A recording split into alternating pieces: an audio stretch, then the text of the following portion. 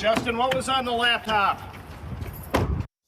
That is one of several questions left unanswered by a former state senator as he drove away from jail. He is facing federal charges after police say they busted him trying to solicit a teenage girl for sex. For the first time since his arrest last week, a judge let him leave jail. Jonah Kaplan's live at the courthouse in St. Paul.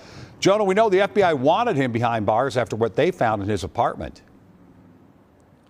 Frank, the judge really making two key points when it comes to Justin Eichorn's release. One, his whole life is in Minnesota. He's not going to be a flight risk. He hasn't even left the country in nearly 20 years. And two, even with that gun being found in his apartment, the man has no prior record, no prior arrests, no reason for her to think that he could potentially be a risk to the community.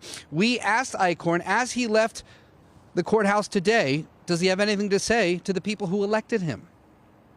Senator, what's your message to your former constituents?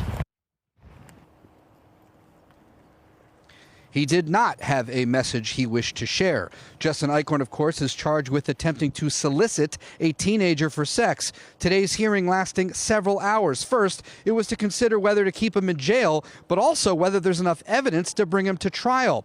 We've reported, of course, on all the texts and pictures that Eichorn sent and received with what turned out to be a Bloomington police officer. But until now, we never heard Eichorn's side of the story. But here's what his defense attorney said, quote, "If the court looks at the text messages with a discerning eye, he's engaged in preliminary conversation. He never seduces, never entices, and never persuades. She made offers." His attorney also saying, quote, "We do not know whether there was a conclusion of an agreement.